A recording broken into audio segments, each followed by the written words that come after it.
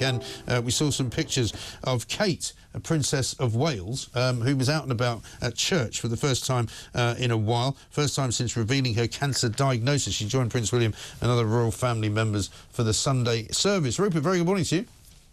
Good morning, Mike. Very happy Bank Holiday Monday to you, and thank you for joining us. I mean, it's always nice to see Princess Kate out and about. Again, I suppose we can't take too much from the appearance. I mean, she was in I saw a picture of her in a car. She wasn't really walking around or anything like that, but encouraging for fans of the family. Yeah, and of course, everything like this, it would have been planned and staged, managed to some extent, that you get a glimpse of her.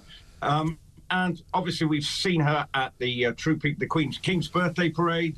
We saw her at Wimbledon. Yeah. We heard news of her last week, although no pictures came about, that she was out and about with her family, going to a theme park and enjoying the day with her children and the Prince of Wales as well. So we know she's been out and about, and obviously she's with her children up at Balmoral, sort of traditional sort of royal get-together at this time of the year. That obviously when the late Queen was passionate about the place, so is the King. And so they're all at Balmoral at the moment. So I just wonder, with the school holidays coming to an end, will this be part of maybe starting to see a bit more of her if her recovery is continuing apace? But obviously that, again, that was a private visit yesterday. That's how we see the royal family when they're at Balmoral. But at least we know she's out and about and hopefully continuing to feel better day by day, and obviously refreshed. Hopefully has had a good summer holidays with her children, and then we can start maybe seeing more of her over the coming months. But again, we'll probably be drip fed her subsequent appearances over the coming months. Yeah, absolutely right, because it's hard to remember when the last kind of update was given to us. We haven't really had many, but remember at first it was that she wasn't going to be seen very much before Easter, you know, and it's now practically getting into September, so that was quite a long time ago. Indeed, and you know, we saw the video that she released, and then we've seen her out and about. She looked as if she was enjoying her time at Wimbledon when she was there, because that seemed to be a good day. So I think we must take it as what we're seeing, that there are positive signs. But the royal family have made it quite clear they're not going to be issuing updates, and you know, her health and her condition is private, and just like anyone else's. But obviously there is always going to be a degree of interest and a bit of a feeding frenzy as well around any bits of information and people looking for clues here and there.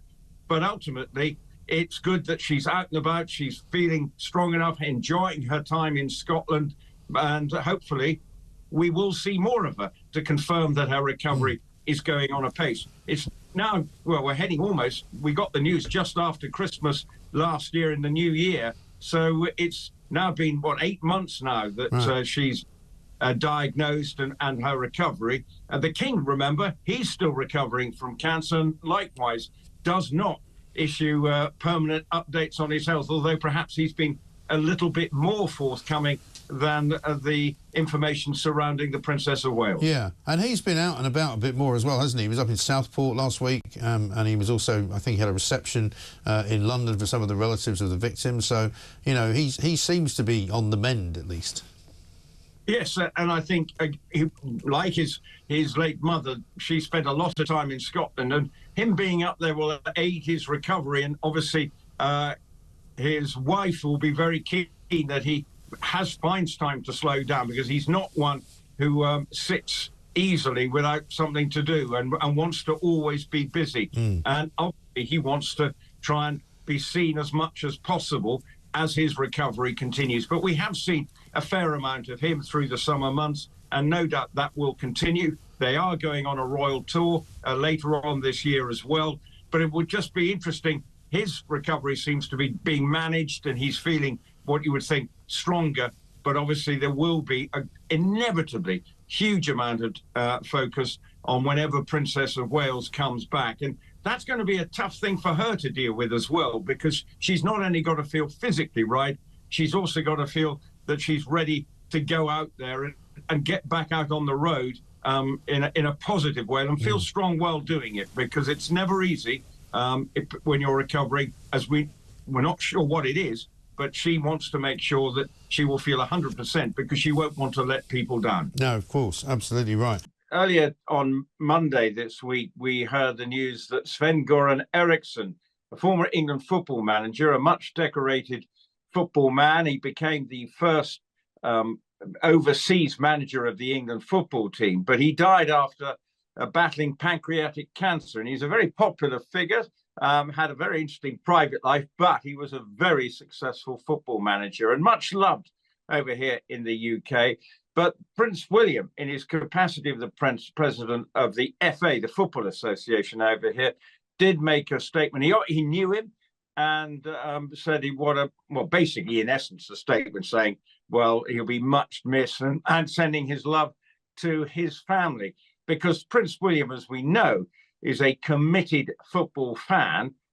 He also supports my team, Aston Villa. He may not have been quite so happy on Saturday after we lost 2-0 to Arsenal, but I'm sure he was probably watching it up in Balmoral over the weekend and harumphing at the television while I was harumphing in the grandstands as we lost to Arsenal.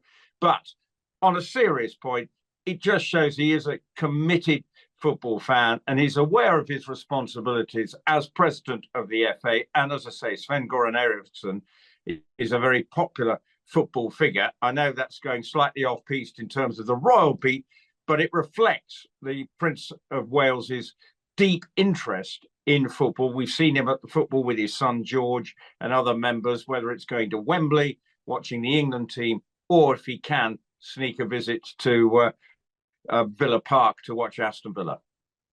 You know, I'm glad you brought this to my attention, because you said that this is something you wanted to mention. And it was just last week that I talked to Matt Wilkinson of The Sun about a letter Prince William sent to a family that he had just briefly interacted with. It was the father that died from cancer.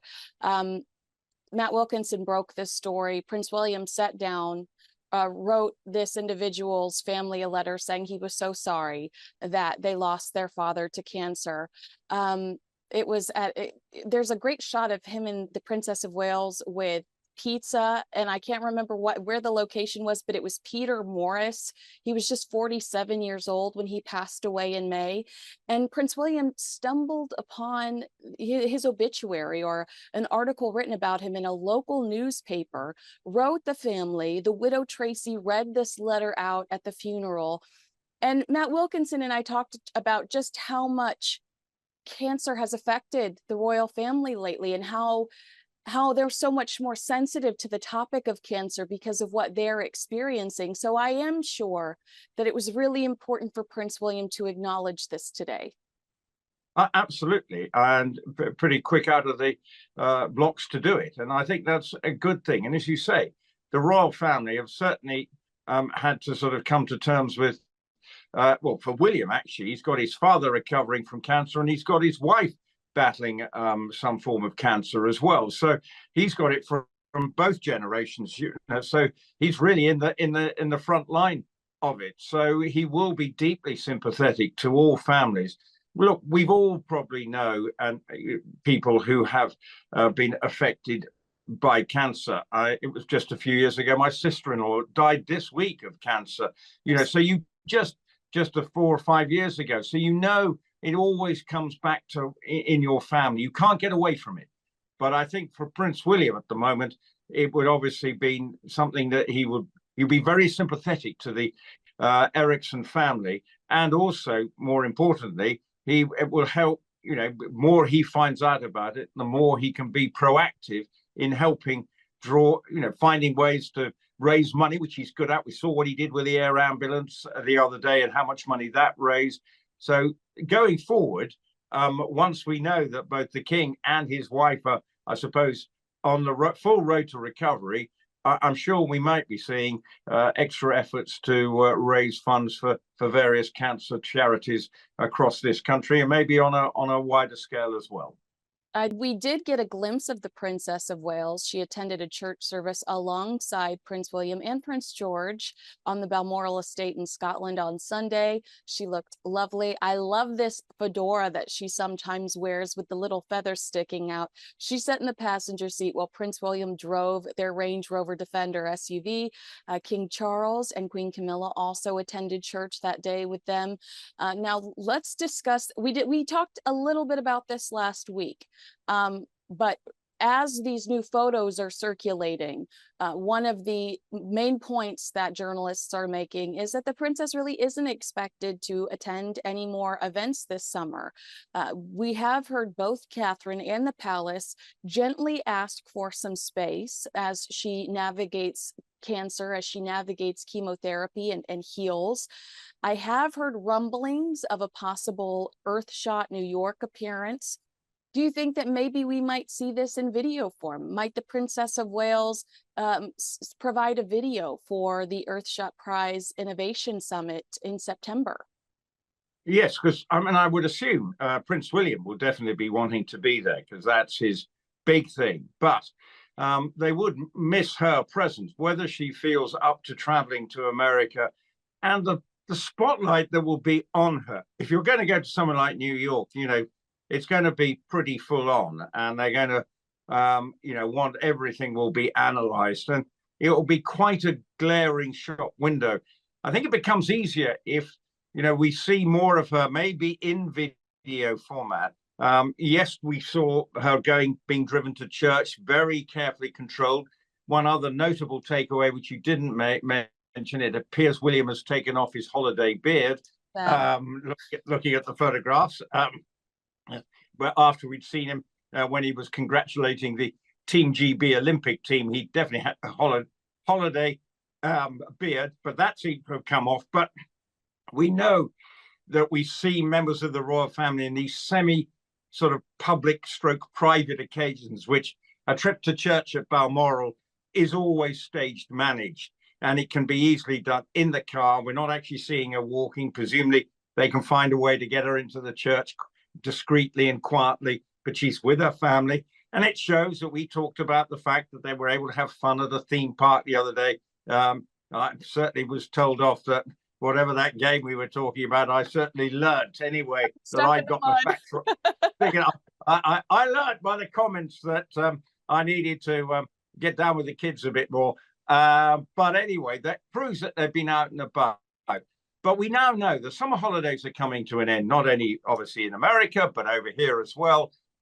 The children will be going back to school in the not too distant future. It's how we manage, or how, well, not only Prince William manages his time going forward.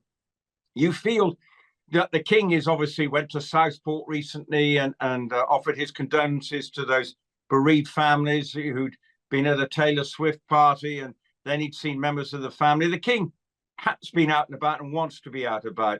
William is obviously now going to have to look at his schedule, and once the children are back at school, he's got to feel how much can he be back out on the road again. It is, every parent, breathes often a huge sigh of relief when the summer holidays end, because there's only so much you can do with the screaming little darlings, and you can't wait for them to go back to school. So I would suggest we'll see quite a lot of William over the coming months, but it's how we manage the Princess Wales's reappearance to the public. We've seen her a few times, yes, going to Wimbledon, but she's very much on comfortable ground there.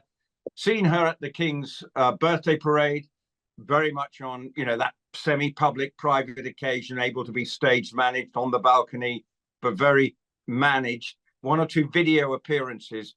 But will we actually see her out and about making appearances? And I think that's going to be, I think it's going to be not only she's got to feel physically well, but I also think because it will be a bit of a media frenzy, how they cope with it from her perspective, from a mental perspective. But I'm sure she will take comfort from the Wimbledon appearance, because there was a great deal of support and standing ovations and cheering when she was around. So I don't see that as a problem, but it's how she manages her diary going forward. So it might be, Kinsey, if we see more video recordings offering support.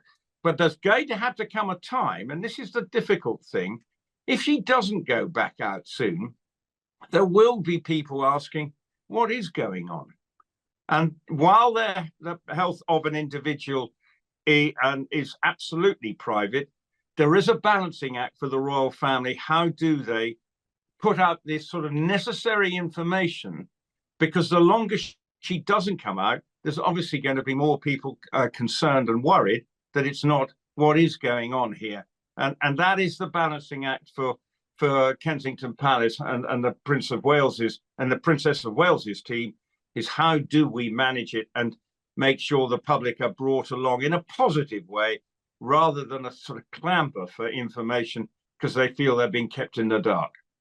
Yeah, I wonder what conversations took place after we found out that the Princess of Wales had cancer, because I imagine that there were conversations where they sat, not necessarily the Prince and Princess of Wales, but their team sat around a table and said, what lessons can we take away from how this spiraled out of control on the internet? I mean, really the wild, wild west.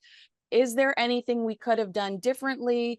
It was such a delicate time, and it was such a scary time that I won't be critical of them going forward. And I was critical when the Photoshop photo came out. I thought, oh my God, how did this happen? I did think it was an innocent mistake, and I kept saying it was an innocent mistake, but what a nightmare.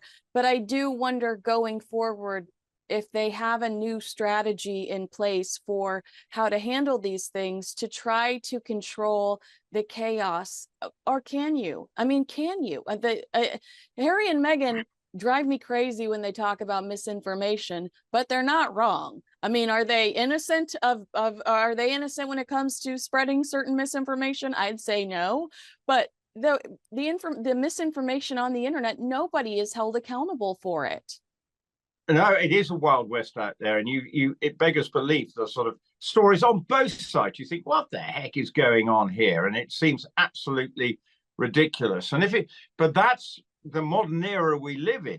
And yes, Harry and Meghan have been trying to say the online stuff, we've got to manage that. It has to be controlled because there is so much misinformation, and we shouldn't be putting someone's health at the mercy of social media. But it is difficult. But I think at the moment there is a lot of goodwill towards the Princess of Wales. I think the fact that we have seen her, and she did look pretty good, you'd have to say, at Wimbledon. And yesterday, okay, it's an early morning trip to church, photographs. What more can you read? You can easily put on a smiling face, but you still might be feeling pretty ordinary. I don't know. But the fact is, she's having a summer holiday up at Balmoral with her children. I hope she's enjoying it. It will no doubt be helping her recovery as well. We know it's absolutely stunning up there, as long as the weather's a bit kind. But you can have all 4 seasons in about 20 minutes in Scotland. So at this time of year, but it is a beautiful place to go to. So hopefully her recovery will be continuing in a positive way. And hopefully, yesterday would have been stage managed. That would have been discussed. Right, are you up for this? Because every picture zinging around the world within 10 minutes of that drive, 30 seconds of that drive to the church yesterday, it was around everywhere. So that would presumably... I just to your point, when I went to trooping, I was in a gaggle of photographers, and I went as a fan. Like, I was standing there, no press credentials. And, you're standing there for hours in the rain, talking to the people around you. And I was asking all of these grown men, like, oh, do you do this often? Do you cover the royal family? And they're all like, no, we just want the shot of Catherine, the Princess of Wales. And it gave me a little bit Princess Diana vibes. I mean, I was with one of the men I was standing with, his name was Colin. He just photographs the family because he loves them. And it's a private collection of photographs he has. He's never sold them. But the guys with tripods behind me, and some of the guys that were bullying themselves, bullying in front of me, they were just trying to capture the shot. And they stood there next to me in the middle of the pouring rain, in the, you know, right outside of Buckingham Palace, uploading those photos in real time to news agencies.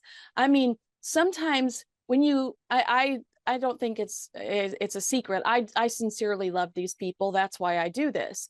But when you do have that connection with them, you forget how much they are, how monetary this business can be, and how, even though I'm standing out there for free in the pouring rain, there are people that are making a lot of money just trying to capture that one shot of an ill woman. Well, indeed, and that's yesterday. But she goes to Wimbledon. She has her daughter with her. She knows. Look, she is fully aware the impact she has, and she, you know, will have been briefed and will be fully aware, because since she's married into the royal family, her life is that she lives in a goldfish bowl, and it's very hard for her to switch off, and she relies on the loyalty of a close group of friends. And I would suggest that she has a very good, loyal group of friends who do not, you know, send out photographs of the children having fun. You know that the school that they go to there are very strict restrictions on parents, you know, photographing, you know, when they go to sports day, or does William or Princess of Wales turn up to watch their children play sport. You know, you don't start taking photographs and then putting a social media tweet out there, because that would, if they find that, and you know, I think it will be deemed as a pretty no-no from the school to the parents, and it might be, sling your hook, mate, your children are out of the school. So I mean, I think there would be some pretty strict guidelines for parents. So I have to say, I think they are very lucky that they pick and choose their friends. They probably had to learn the hard way, but going forward, it is going to be, you know, lots of the organizations want the oxygen of the Princess of Wales making a visit, because what it does for them. You know, we know the early learning program, that might be the way where we see her, because she will be very much on comfortable ground. It is something that does seem to have a lot of positive traction in what it's trying to achieve. So that's where we probably will see her focus her efforts, however often. But I do think we will be seeing her, or if we don't, we then just have to watch out for this social media feeding frenzy. If we don't see her much between now and Christmas, you know, that'll be a year, you know, okay, you never know how long to recover from cancer. We can speculate all we like, and it's their responsibility in a way, but all the same, there is also a degree of public interest which we can't get away from. But we don't need to know the details, but we perhaps want to know, is there a plan for her returning to some form of public duties? But let's talk about the Earthshot Prize. We'll do this very briefly because it's not until September 24th, but this is a major event happening here in the States where we can look forward, very, very likely look forward to seeing the Prince of Wales. The Earthshot Prize and Bloomberg Philanthropies are co-hosting the third Earthshot Prize Innovation Summit. That's happening September 24th, 2024 in New York City. This is during Climate Week NYC and the 79th session of the UN General Assembly. At the summit, the Earthshot Prize 2024, we're going to actually get to meet some of the finalists. They're going to unveil them for the first time.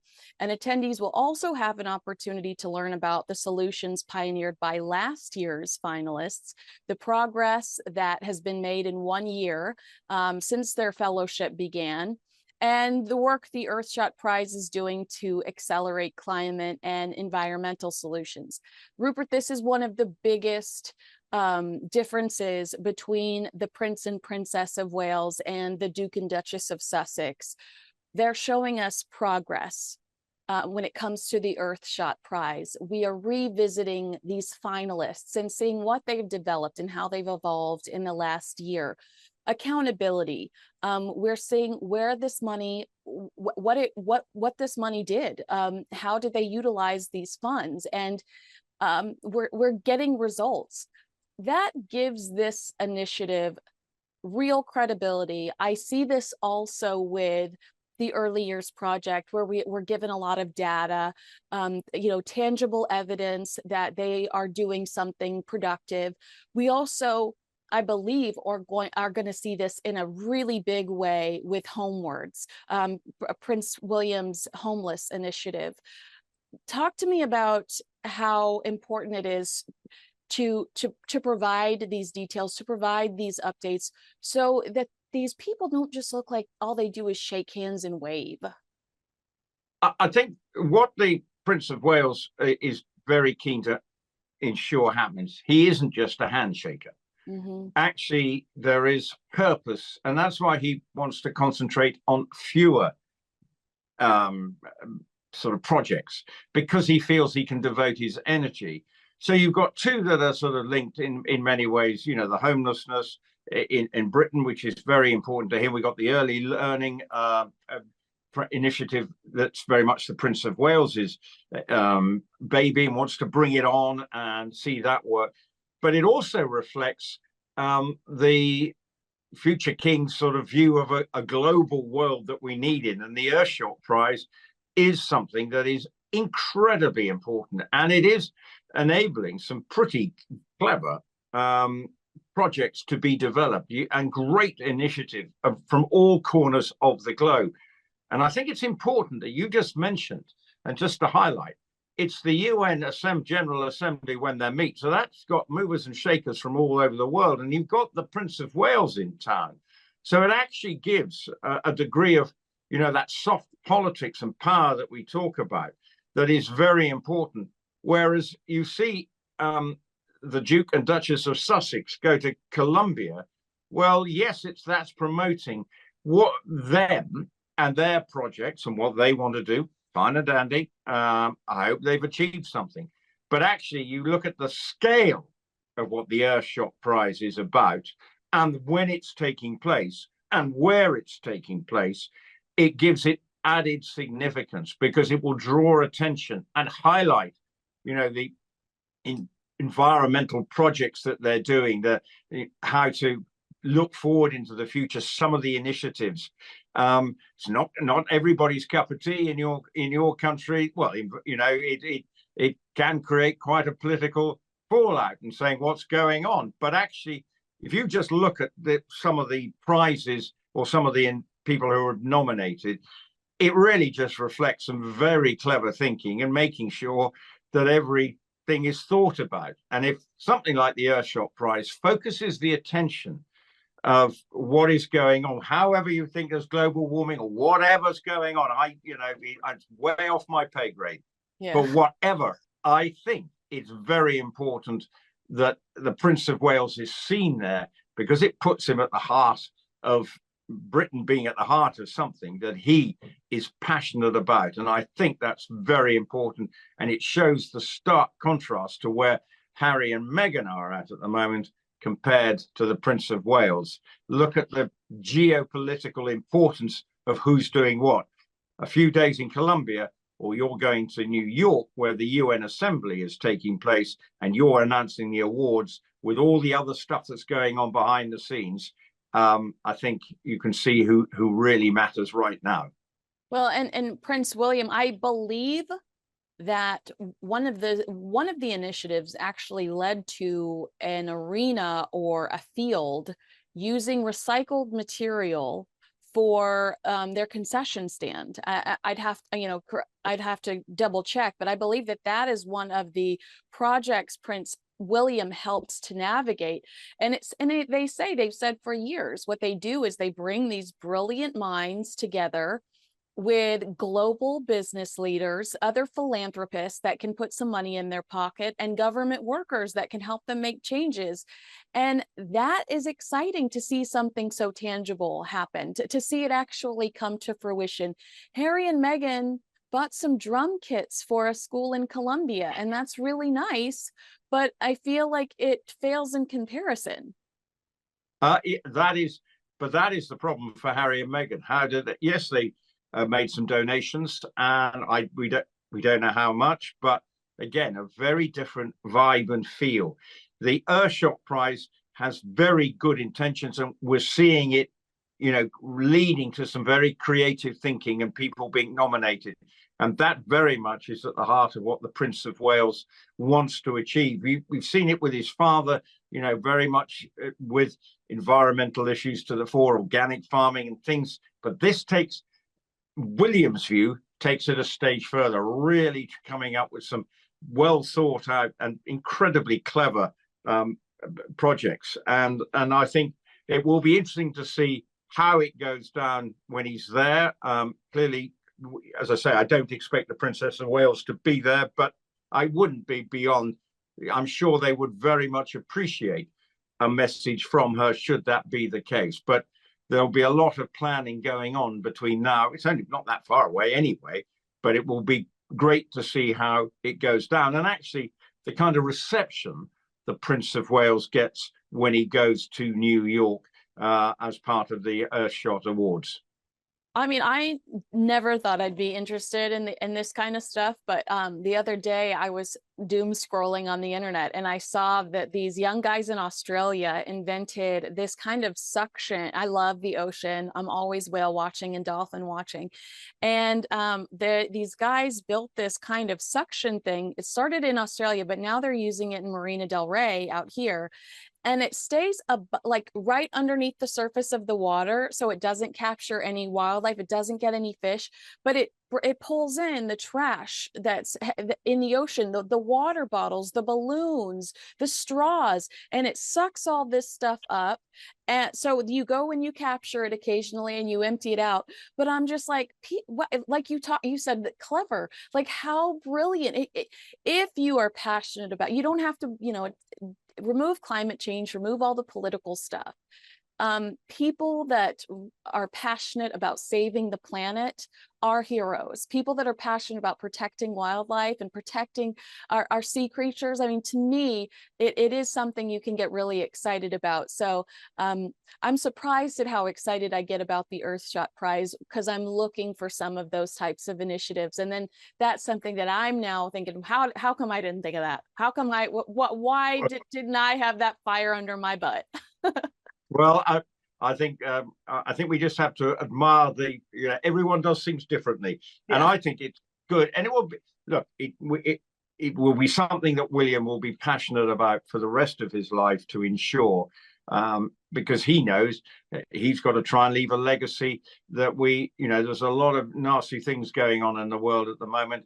This is positive and should only be encouraged. And whatever these things do, if they can work and achieve something, then Earthshot is achieving what William wants, which is, we are trying to help people, not just in Britain, not say just in America, but on a global scale where perhaps help is really needed in some of the less developed countries as well.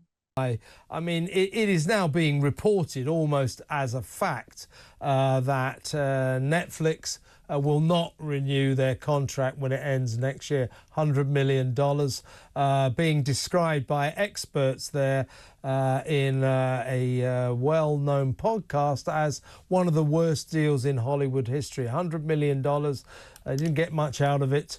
And Meghan has recorded a cooking series that Netflix bosses apparently do not expect to use their term, connect. In other words, they're not excited about this. And they don't think that Harry's Polo series, which as far as I know, he hasn't even filmed a single second of, they don't think that will connect either. And you know why that is, Kinsey? It's because no one cares about chinless wonders falling off horses. So anyway, but the Netflix deal, it looks like it's in big trouble. Yeah, this is according to Matthew Belady. He's the Puck co-founder and former editor of The Hollywood Reporter. Puck is I believe it's the new newsletter that he does. And again, one of the worst deals in entertainment history is what they're calling this. Harry and Meghan featured on a long list of underperformers in Hollywood's hyperinflated peak streaming era. And I think underperformers is a really good way to describe this, but they talked about those 9-figure packs that led to 0 new shows and how Harry and Meghan while there's no denying that their 2022 docuseries / reality show was blockbuster, the reality is it was blockbuster because it was negative and it invaded people's privacy. They went after Prince Harry's family. They tore into the British monarchy and went into their personal relationships with members of the British royal family. But they don't think that Harry and Meghan's new cooking show or polo show will connect with the audience. They certainly don't believe that this will attract new subscribers to the streaming giant.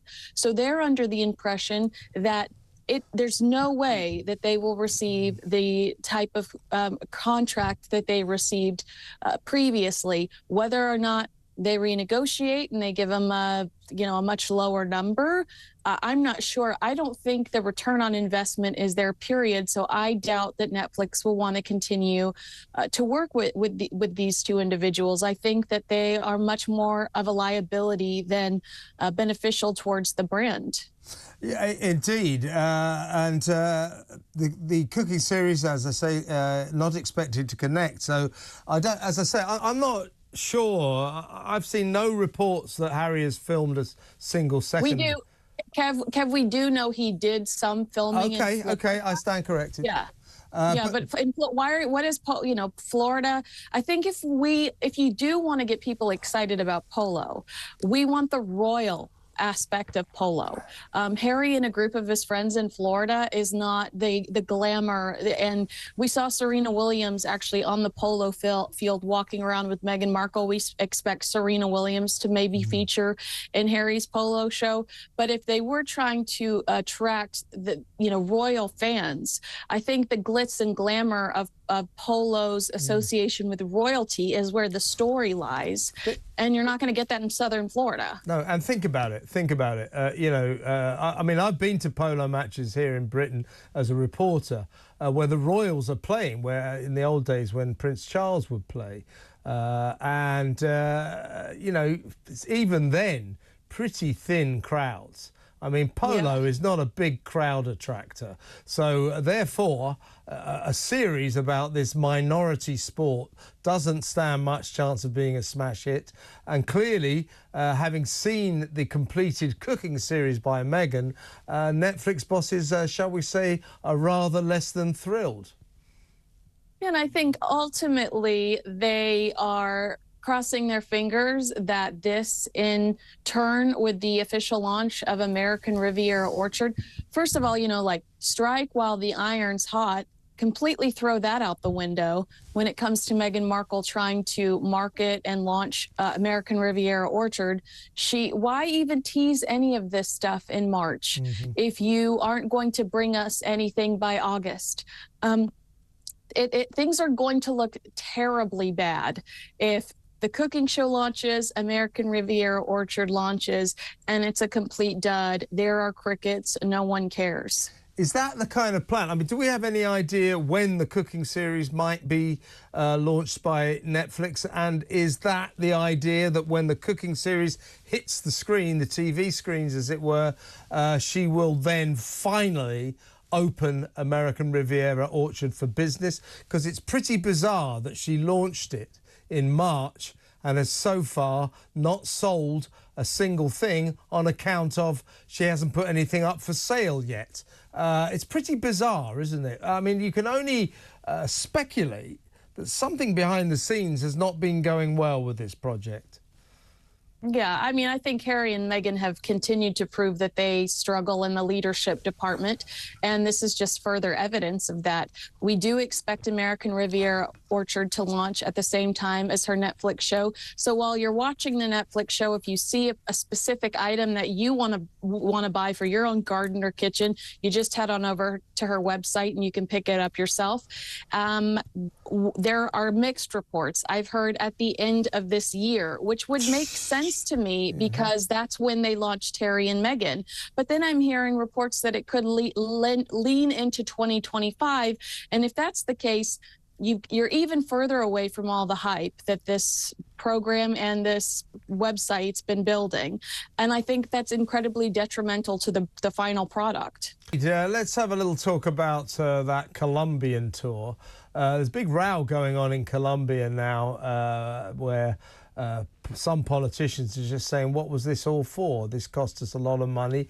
There are reports that the security for the gruesome twosome while they were in that South American country on their weird pretend royal tour cost about $3 million. There are reports, to be fair to them, that they might have paid for that, but one opposition politician is saying, no, this cost us a lot of money. What were they doing here? What was this for?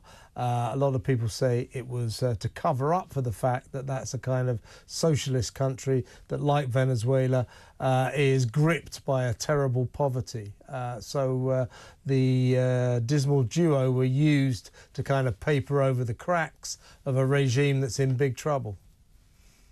I think that that's a pretty fair assessment. What Harry and Meghan would want me to tell you is that they met with school children. They talked about mental health, that they enjoyed a show by Colombian folk dancers because they want to elevate Colombia as a joyful and unique place to visit. They visited they did a conference on social media responsibility, which was in association with the Archwell Foundation. And they also met with Colombia's Invictus Games team.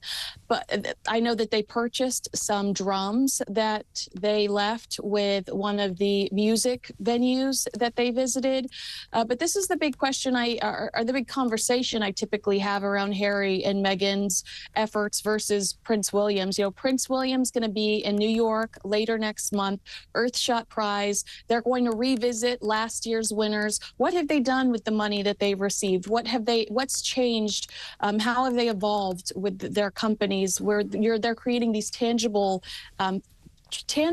sometimes it's an actual product or tangible efforts that they can prove that they're doing something of value to try to change the world and the environment. Harry and Meghan, they brought drums to Colombia. They talked to people about social media issues in a country that's so poverty-stricken. And what are the odds that somebody has a laptop sitting in their living room? I just think that the royal family actually has executions that demand accountability, demand results. You see research, you see statistics, analytics through Kate's early years project. Harry and Meghan are such talkers. I mean, so they went over and they were nice to people in Colombia and they talked to people in Colombia. Show me results. Show me what you're doing to make the world a better place. Show me. They're just sort of raising their own profile. And just before that tour, of course, this is, I think, when I was away, their chief of staff became the latest member of their team to quit. John Kettler quit after just 3 months, just before they went to Colombia, with Harry saying, oh, it wasn't a good fit. Well, something went on there. And I do believe this brings us to a total of 18 members of staff who have quit this pair's operation since they sort of formed the Archwell Foundation. And now one of the things that the Hollywood Reporter guy, what's it called, Puck, is it, their podcast? One of the things they discussed was that part of the reason that Hollywood has become very disillusioned with this pair is that they're very difficult to work for. They're very demanding, they're very difficult, and they're irritating because they don't know what they're talking about. So Josh Kettler, we don't know why he quit, but quitting as chief of staff after just 3 months, something happened there, didn't it? They're not good collaborators. And if you look at Mr. Kettler's exit, they said at the time that he was a crucial part of the success of their Nigerian tour. So why, days before going to Colombia, does this person that you say was instrumental in navigating the Nigerian tour, setting out the strategy there, why is that person exiting? I mean, I think that the answer is pretty obvious. We can go back and revisit some of Meghan Markle's bullying allegations. And there was a report here Wait, it was from News. No, there was a report here from News Nation stating that one of the former Archwell employees told News Nation that Meghan is the problem, that she's overbearing, she's disrespectful in the way she talks to employees, she talks down to you, and she is. Even though this individual worked underneath Prince Harry, he had had enough, and a lot of employees just don't like the way that Meghan deals with them, and that they feel like she's incredibly disrespectful. And that certainly dovetails with what we were hearing while she was at Buckingham Palace, you know, that staff were quitting left, right and centre there. There were definite complaints that she was a bully. The Queen, bless her, R.I.P. and all that, she ordered an external investigation into the way Meghan and Harry treated staff, the results of which she chose to keep under wraps in the end. A rare mistake, I think, by Her Majesty. She should have made that public. But I think the fact she didn't make it public, you can read into that what you will. She was accused of bullying. We never got to know what the results of that investigation were. But to sort of sum up, and you're going to stay with us after the break as well, we're going to talk about some other royal stories. To sum up, they can go on as many of these weird pretend royal tours as they like, watching folk dancing and banging drums and pretending that their visit has a point. Don't forget, when the real royal family go to visit a country, there's a reason for it. It is to foster diplomatic relations. It is to encourage trade. They don't just go to enjoy the sunshine and watch folk dancing, whereas Harry and Meghan, there's no point to it whatsoever. So they can do as many of these stupid, weird tours as they like. They cannot detract from the fact that it looks to me as if their American dream, with the trouble over their Netflix deal, with their series, which nobody seems to care about, with the fact that all Harry can manage after all these years is a paperback edition of his admittedly best-selling book. It's going to be exactly the same. Big deal. That'll catch a few quid for Christmas. All of this adds up to the fact, in my view, Kinsey, that their American dream is unravelling. It's turning into a nightmare. I believe it's crashing. I agree with you. And the American media is still very kind to them. But if they continue to only release video that is controlled with no audio, only allowing one media individual to travel with them, a fashion blogger. It was a fashion blogger that was on the road with them in Colombia. It was People magazine in Nigeria. I do think ultimately the media is going to challenge them in the States. Enjoy the honeymoon period now, Harry and Meghan, but eventually people are going to get fed up with the hyper-controlled, very bizarre, very North Korea way that they manage their relationship with the media. Indeed. Yeah, I do think it's unravelling. I think they're in a bit of trouble. According to Matthew Bellini, he's the co-founder and former editor of The Hollywood Reporter, Harry and Meghan's multi-million-dollar Netflix deal is one of the worst in history. Rupert, I see the shock written all over your face. H&M are featured on an extensive list of underperformers in Hollywood's hyperinflated peak streaming era. The list covers the most costly showrunner deals, the 9-figure packs that led to 0 new shows, and the biggest underperformers of the era. Now, Matthew and entertainment reporter Leslie Goldberg agree that H&M's 2022 docuseries Harry and Meghan about their exit from the royal family was a blockbuster hit. I don't think any of us would deny that. But they really credit it to the fact that it's Harry and Meghan complaining about Harry's relatives and dishing the dirt on the British royal family. The entertainment gurus insist that none of the couple's other projects have connected with Netflix's audience in the same way. That's Meghan's canceled show Pearl, Live to Lead, Heart of Invictus. And despite Netflix's public commitment and fawning over Meghan's upcoming cooking show and Harry's expected polo series, Bellini and Goldberg are predicting that neither project will excite Netflix's audience, nor will they attract new subscribers to the streaming giant. As a result, they both suspect that Netflix will not renew their deal with the couple. Rupert, I think it goes without saying that they certainly wouldn't get the same deal that they were initially given. Whether or not they completely cut ties, I'm not so sure, but I don't think that they will ever get the type of check that they initially were offered. Well, I think we're actually seeing a lot of these not just Harry and Meghan. There are lots of other people who probably had these multi-million-dollar deals, and the market has changed because the subscription. There are so many subscription places out there. I mean, it costs you a fortune if you want to watch everything. So yeah. Netflix is no different from you got to have Discovery, Disney. I don't know. You've got to have about 50 of the damn things to know what you're going to be watching. But for Meghan and Harry yes, their first series, it clearly was a success, just like Harry's book Spare. But it's basically a gossip fest against his family. And so therefore, but for Harry and Meghan is what's the next story?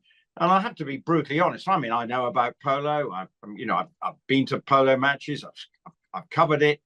But honestly, I'm not sure it's going to hit the Netflix zeitgeist and be a rock and roll, because there's got to be juicy stuff in it. It's got to be some scandal, but that's not going to happen. What I heard initially, and I have to be careful because one of my former bosses owns a polo event, and so I can't like completely I can't go off the rails with my description of polo. But what I've heard is what's interesting about polo is that it's kind of salacious behind the scenes. In a lustful way. That's a great show. I mean, that's basically Jersey Shore, but Polo Shore. I don't know what you'd call that. That would sell. But that's not what Prince Harry's going to give us. He's going to tiptoe. He is hyper aware and of when there's a camera and a microphone on him. I don't think we're going to, like you said, it's got to be sensational and truly without the drama, without the high production behind the scenes, scripted confessionals, whatever. What is there about polo that's going to make a random person tune in? Well, if you were going to do the private lives of polo players, grooms, people around it, it would be fun and games. But I'll tell you what, the lawyers will be working on time to whether we can put the stuff out, because it's there's a lot of good-looking polo players out there, and it's a lot of money in polo, but it's all an ego, because you're just doing it for if you're a patron of a team, you are basically just putting money down the drain because you don't get it back, because ponies are expensive, so it's ego driven. But is that going to be, are we going to get a real sense then of the big power brokers who support polo? Or is it going to be a little bit tame? And that it feels like it will be tame. And Meghan's cooking show. I don't know. Is she a good cook? I don't know. My gut feeling is she won't be doing the soup. She won't be chopping up the cucumbers or whatever beforehand. It'll all be prepared for her, and all she'll be doing is tipping ingredients together, and there's probably somebody in the background making sure that the finished product comes out and looks absolutely perfect.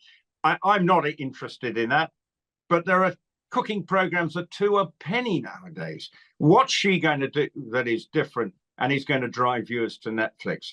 I'm not sure, but if we're proved wrong, fine. But my gut feeling is, and the two people you're alluding to probably know that this is the case, they're not going to drive new subscribers. And this was always going to be the problem for Meghan and Harry, how to come up with something new. But as we know, there's still the Meghan story, because as she said in that interview on CBS, I haven't scratched the surface of what went on. So, maybe that will be, we know that will sell.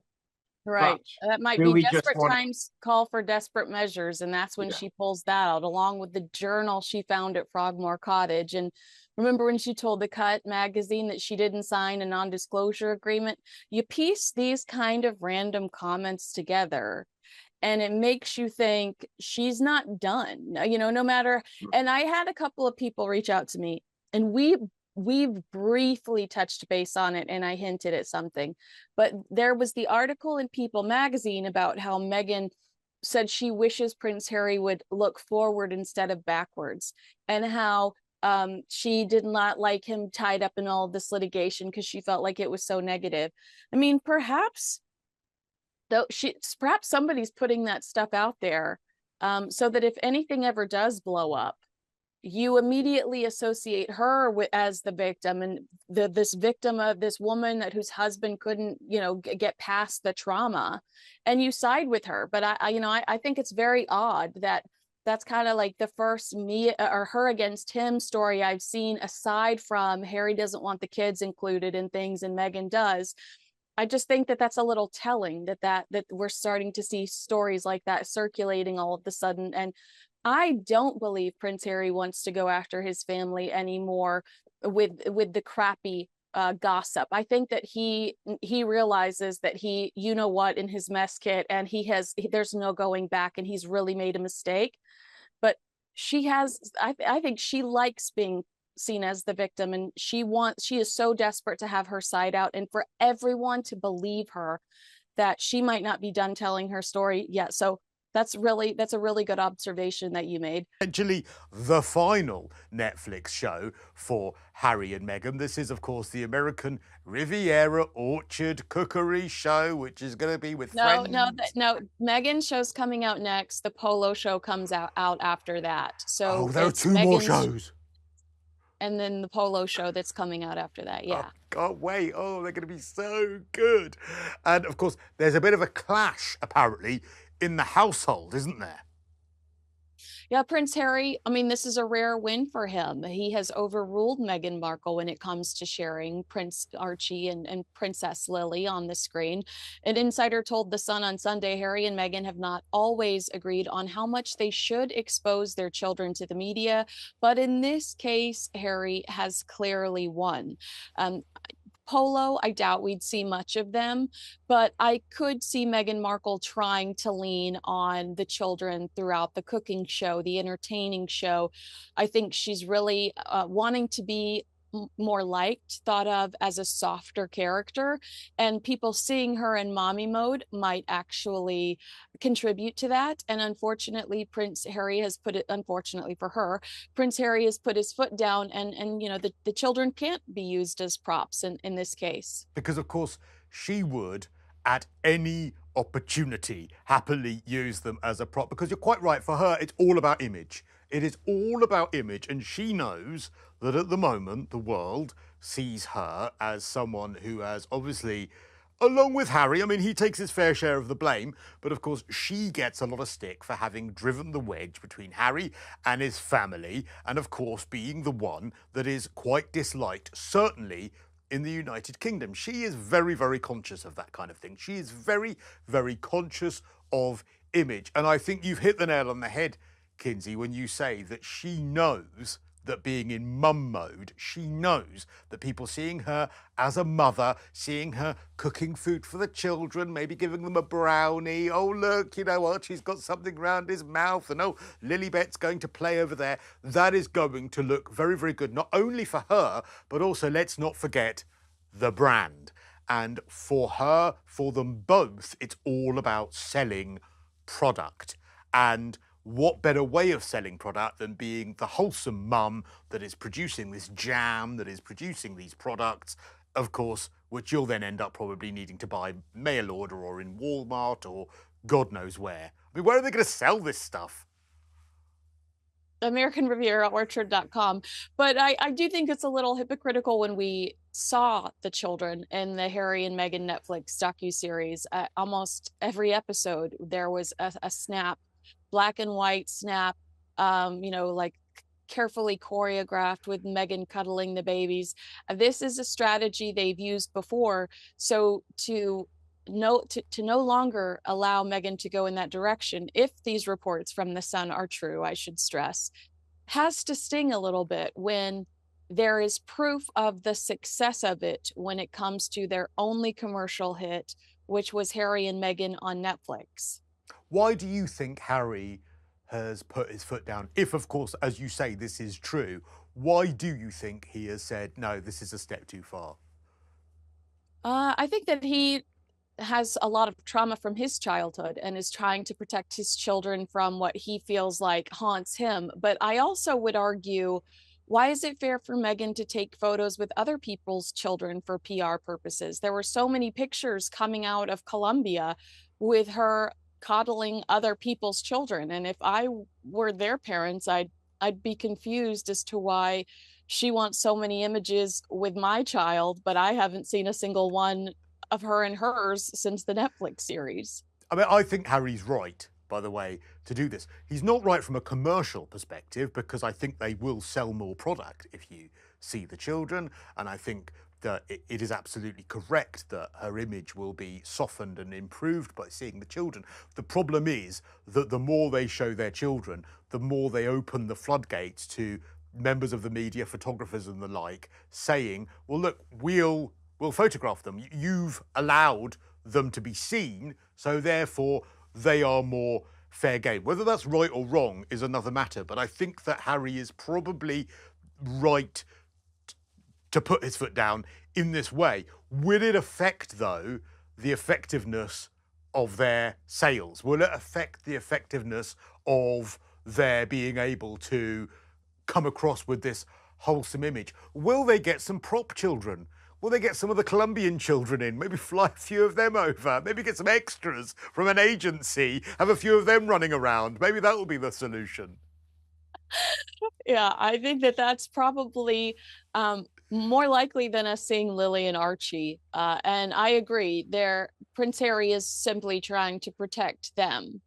But I know behind the scenes, people, the new publicists that they've hired, one working out of Los Angeles and one working out of the UK, they're saying people need to get to know the real you. Then they'll like you. People need to get to know who you really are. But Harry and Meghan are so guarded, and it's hard to hear him specifically talk about fatherhood on multiple podcasts and shows and interviews, and him be and us not actually see that. So I think that probably has to be a real obstacle for their team, who know that the only way forward, or they feel the only way forward to change perception, is to get to know the real Harry and Meghan. But so much of their life is so guarded. I mean, the other option is, of course, they could actually just stop talking about it. Yeah. I mean, they could stop selling themselves constantly and talking about it constantly. That would be a way of us not wondering so much about it. They would have really had a different outcome had they focused on very specific causes. For instance, if Harry went full-blown vets, and it was all about Invictus Games, it was all about helping homeless veterans, and it would, if that was really like his main obstacle, and throughout the successes he had and throughout the networking he would do while meeting these veterans and working with other veteran charities, he could linger into other causes, but make that one focus veterans for a few years while they established themselves in the United States. Because I think when they came over to the United States, it was a fresh start. And first impressions are everything, and they bombed it with the Oprah Winfrey interview. They turned a lot of people off. They should have come over, focused on some causes that were meaningful to them. Meghan was working with women and creating cookbooks, and very unique in that arena. If they would have just stayed in those lanes, and I'm not criticizing them for wanting to be in the protection online space, because I think it is important, but Harry and Meghan are like an octopus when it comes to their messaging, and in doing so it fogs up the general message. So they're all over the place, and they just don't look disciplined, they don't look reliable. And what have they accomplished? And aside from Invictus Games, which I'd stress was accomplished under the royal family's umbrella, what have they accomplished individually in those spaces to make them authorities on those causes? Well, the expression here, I don't know if it's an expression that you have over there, but it's a jack of all trades and a master of none. and that's what they come across as. I mean, if they want to focus on family for this show, has Meghan considered picking up the phone to her father? Maybe making him a little something? You know, you want to cook a stew and take one over to him while he's recuperating from his latest illness that you've ignored. But you and I have spoken about this before, and I know that you think that this should have been their strategy, as you just said, when they left the royal family. But actually, for me, what you've just described, and like I said, we've outlined this before, was exactly what they should have been doing in the royal family. Veterans, and what happened to the veterans when they leave the armed forces, that could have been Harry's thing. His brother was going to become commander-in-chief as the king. Harry could be the one that you hand over to once you leave the armed forces. And you're right, what Meghan was doing in the space of the cookery and with people who were meeting her, you know, a clip flashed up in my X the other day, Twitter, of Meghan meeting people at one of her first engagements and talking to someone who'd been waiting outside for a couple of hours. And she was great. I mean, she was good. I mean, it was all like, oh my God, I'm so sorry you've been waiting and I hope you're all right. But actually taking us back to that time, she was really good at first at meeting people and doing the royal thing. And it is just such a shame that they just didn't stick it out for the sake of a couple of things that went wrong. Because you're right, Harry could be the veterans champion. He could be the person that every single person looks to, and he could have cured, really worked on the homelessness of veterans, the mental health of veterans. Every single person who leaves the armed forces could have had some charitable endeavour from Harry. And what a waste. And what a waste to not have done it while they were in the royal family. And to your point, what a waste to have not done it when they left the royal family. And why? Because they are so self-obsessed that it's all about them, and it's all about, they're like magpies. You know, it's like, oh, over here, oh, this shiny over here, and oh, look, there's a cookery show over here, and oh, look, Tyler Perry over here, and oh, there's some veteran stuff over here, we'll do this now, and oh, Oprah Winfrey, you know, and it's like a scattergun approach, meaning that they're expert and that they are endeared on absolutely nothing. Now, that renowned intellectual Prince Harry got about as close to getting a university degree as my dog. But he is now backing a new degree, which some cynics might say sounds a bit Mickey Mouse-ish. It's going to be online, and it will get you a degree, first-class honours or something, in life coaching. This is part of a company that he works for called Better Up. He is third in command of this coaching platform company, whatever the hell that is. He's chief impact officer, and for some reason they pay him a salary of $1 million a year. The focus is on preventative mental fitness. Answers on a postcard, please, because I don't know what that means either. Let's talk to the chairman of the Campaign for Real Education, Chris McGovern. Hi, Chris. Hi. I mean, you know, I don't want to be too disparaging about this, but this is just one more Mickey Mouse degree that I would suggest the world does not need. I'm not even sure what life coaching is. What do you make of it? Well, Harry's a bit of a lost soul, isn't he? We're all a bit haunted by that image of him walking behind his mother's coffin. You know, he's the damage. He's struggling. And as you say, it's really absurd that he should be running courses about, you know, life skills and so forth. I mean, the best life skills he could offer people were those, I think, mentioned by Groucho Marx, which was that honesty, truth and integrity are what you need in life. And if you can fake that, you've got it made. That's what he should be teaching, because he's perhaps pretty good at that sort of stuff. He's a sad case, Harry, and we should feel some sympathy for him. But he's not the brightest star in the Milky Way. The idea that he's running life skills degree courses, or part of that, it's all about celebrity, really. The company are exploiting him. He's a face, and he's well known. I don't think he's got much of a brain. His wife probably has got a brain, but Harry's got to do the talking up front. He'll do a little bit of work and he'll take a lot of money for it. But it's a sad case. You talked earlier about people fleeing the country. Well, Harry was one of the first. He got out, didn't he? Look, Harry's a sad case, so I should think we should feel some sympathy for him. But the idea of a degree, yeah, it's the ultimate Mickey Mouse degree. Life skills, well, what are they, I wonder?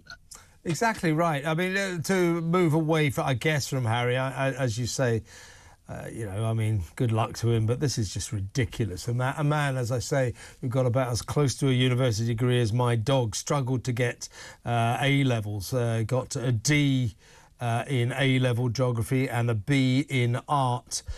He said that he chose to bypass university. That was a decision that I think dovetailed very nicely with the university system's plans for him. He wouldn't have been able to get in. But just generally, Chris, you know, we've got to do something about this, and the university's offering more and more of these stupid degrees that don't get people anywhere at all. What can we do to go back to the basics? We need to do that, don't we? We do. You know, really, the story starts with our good old friend Tony Blair. You know, back in the 90s. He was arguing, saying that we need to get about 50% of youngsters to university. So the universities become like marketplaces. They're trying to recruit kids. Often, you know, those youngsters are being seduced into going to university. They're offered things like free gym membership, Premiership League tickets and so forth. They're encouraged to sign up. But when they get to university, it's often a great disappointment. And about half of them, I think, shouldn't be there. If we had up my way, I would probably close down half the universities, convert them back to polytechnics so that they could offer practical skills. I mean, we have the government today, or recently, talking about building 350,000 homes a year. Well, you need bricklayers, you need roofers, you need plumbers, you need electricians. Our universities aren't producing those. We've got some great universities. I'm not diminishing what the good ones do. We've got far too many youngsters going to universities. And the courses, I mean, when we talk about Mickey Mouse degrees, we're not quoting some right-wing idea. Mickey Mouse degrees come from Margaret Hodge, who was a Labour higher education minister. And they knew it then. This is going back a long time, 30 years probably. But they knew then that some of these degrees were worth it. But the idea was that, you know, you go to university and somehow you've made it in life. A few years ago, Kevin, I was addressing a big conference of university admissions tutors. It was the press were there, so they witnessed this. Yeah. And I spoke and I said, you understand half of your graduates are underemployed or unemployed. You can see some of them over the road at the coffee bar. And there was a hushed silence in the hall. After that conference finished, 3 individual admissions tutors came to me privately and quietly and said, Chris, thank you for saying that. Thank you for telling the truth, because no one else will say it. And the universities, I'm afraid, are letting the kids down, letting the youngsters down. And to some extent, they're looking after their own jobs. So it's a disgrace. And Harry's degree thing is another nonsense. And it's coming from America. Well, a lot of our worst ideas come from America. And I'm not anti-American, by the way, but a lot of Americans would agree with me. So Harry's off the rails on this one. And our whole university system needs to be realigned. Half the kids who go in there today should be doing some job training. I think I seem to remember when I somehow struggled into the university system.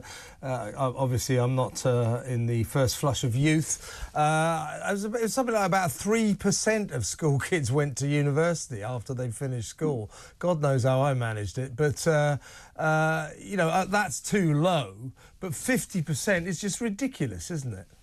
It is crazy. And also, not only that, when you were there and when I was there, you know, we got grants and that's true, you know, to pay for this, which was good. And today, of course, you can't afford to do that with 50% of youngsters going there.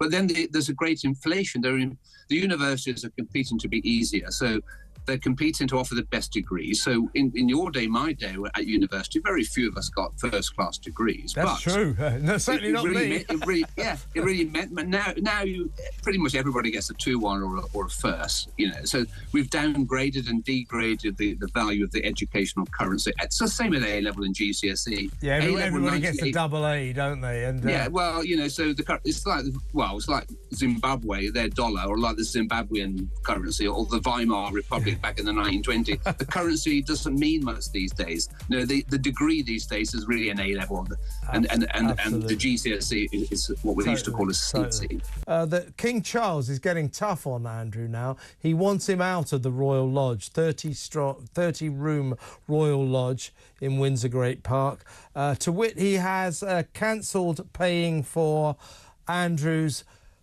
10-strong security team, personal security guards that he has there. First of all, what does an irrelevant, non-working, disgraced old Duke, the not-so-grand Duke of York, what does he need 10 security guards for? But that notwithstanding, Charles has cancelled that, and he's really up in the ante, trying to kick him out of that Royal Lodge. Do you reckon he'll be out by the end of the year? I don't know. I feel like he is so entitled and is so stubborn. A Palace insider did tell The Sun, everyone is speculating this means the Duke will have to leave the Royal Lodge, because what other reason could there be to take his security away? It isn't a secret that the king wants him out. I've heard, different versions. You and I've had this conversation before. Some people allege that Prince Andrew, he signed that lease, and it was his dream, his goal, to leave that property to his girls.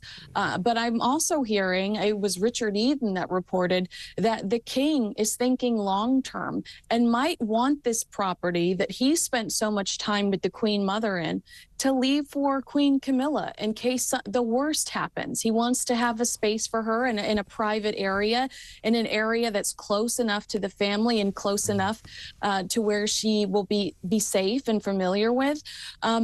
So I don't know whether Prince Andrew will be willing to leave inevitably, but he's not contributing to anything in a positive way. He's not contributing to the country. He's not contributing to the family.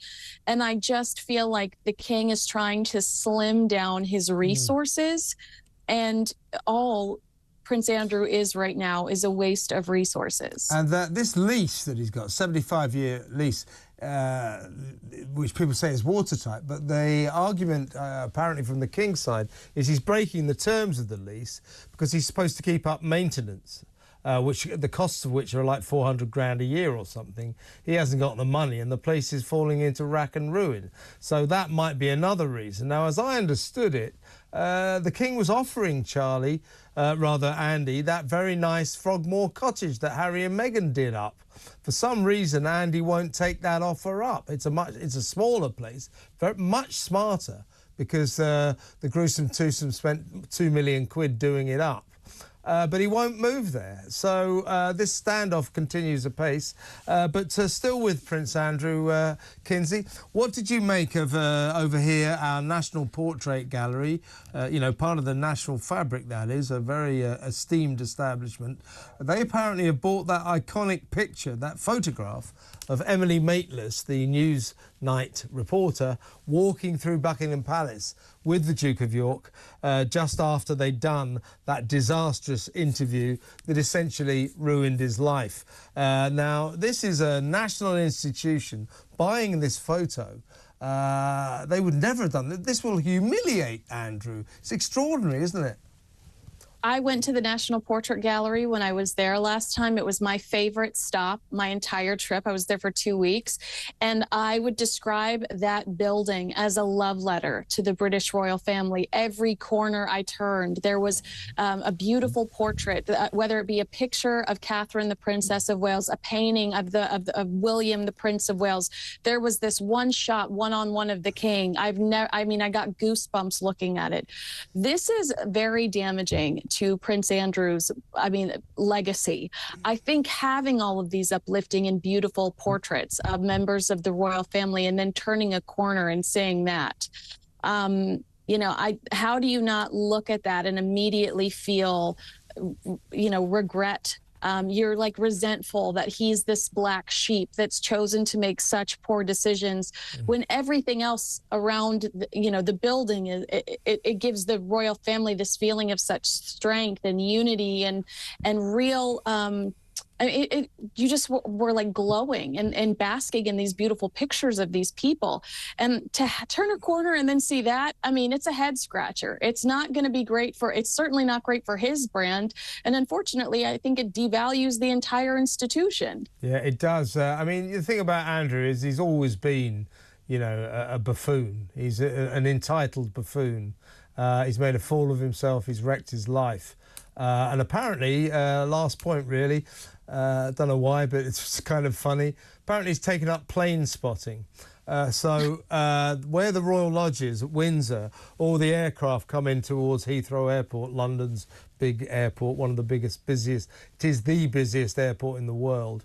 So what you do is I used to do this when I was a kid because I lived in the same area.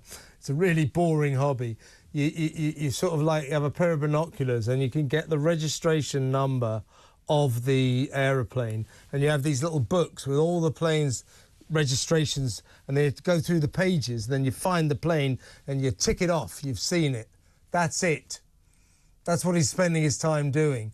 That and sitting on horses. It's weird, isn't it? It tells me that him and Fergie are not friends with benefits, because if they were, he wouldn't have. Okay, that is the hobby of somebody that is not keeping busy elsewhere, okay? Prince Harry, is he trying to, I don't know, wheedle his way back in, having done all the damage? I mean, he's got this sort of the paperback of his book coming out. I mean... Yeah, I think that's at least part of the reason, shall we say, that we've seen a flurry of stories about the royal family in the papers over the weekend, and again on the front pages within this morning. He'll be wanting to, and the publishers will be wanting to promote that paperback release of his controversial memoir. I think there's clearly something perhaps shifting, and maybe some encouraging signs for those who'd like to see the rift heal, or at least ease slightly between Prince Harry and King Charles and maybe even his brother William. There's talk of the King taking time to reflect on how he might be able to rebuild that relationship. I think it will be great if that were to happen, but there's also plenty of people saying it's the bond is broken. Well, exactly. Once you've broken it, can you ever fix it? Thomas Wayne Markle is a name that until a few years ago was only known and loved within the tight circles of Hollywood lighting and set design. Born on July 18, 1944 in Newport, Pennsylvania, Thomas's life seemed to follow a quiet, although ambitious path until his daughter's marriage to Prince Harry thrust him into the unforgiving glare of global media. His background, characterized by his work in Hollywood and his troubled relationship with his daughter Meghan, is a tale that reflects the intersection of private life with public spectacle. Here's everything we know about Meghan Markle's father, Thomas Markle. Thomas was born into a working-class family in a small town in Pennsylvania.